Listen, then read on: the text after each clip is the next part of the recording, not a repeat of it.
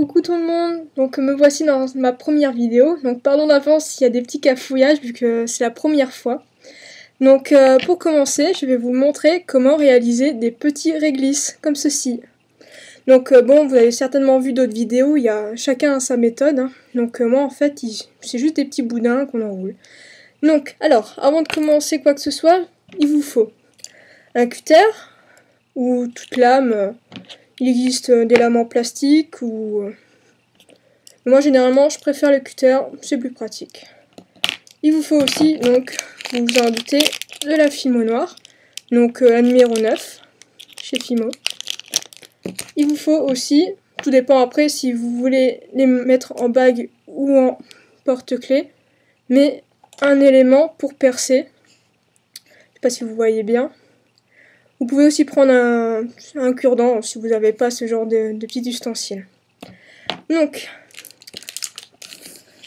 vous prenez un petit morceau de Fimo.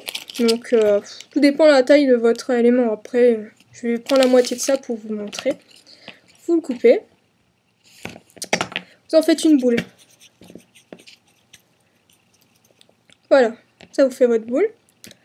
Donc maintenant, il vous suffit juste de faire un boudin. C'est très très simple, franchement, le réglisse, c'est à peu près les premiers petits objets en Fimo qu'on arrive à faire. Donc vous faites un boudin de l'épaisseur que vous voulez, tout dépend après de vos envies et de ce que vous comptez faire avec. Donc voilà, vous essayez qu'ils soient à peu près uniformes partout, voyez. Voilà. Après si les bouts ne sont pas très beaux, vous les coupez. Voilà, comme ça. Et après, vous prenez le bout et tout simplement, vous l'enroulez. Voyez, comme un escargot, jusqu'au bout. Et voilà. Et vous faites attention juste à bien le coller, parce que sinon, après cuisson, il risque de se décoller un petit peu beau. Voyez? Voilà. Après, tout dépend de ce que vous voulez mettre dessus. Moi, je sais que j'aime bien rajouter, comme sur cet exemple-ci, un petit réglisse fourré rose. Donc après, c'est vous qui voyez. Donc vous avez votre petit réglisse enroulé.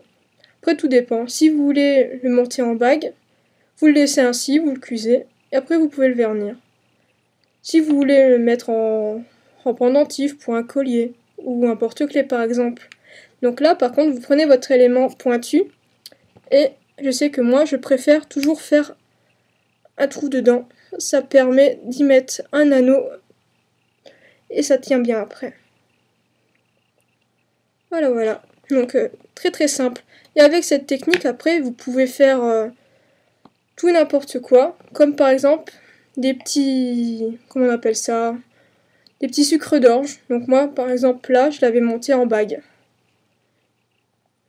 Et une fois fini votre réglisse, moi je l'ai monté en bague aussi, ça donnera ça.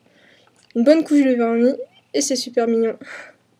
Voilà, voilà, donc j'espère que cette vidéo vous aura plu. Excusez-moi si je suis pas très à l'aise.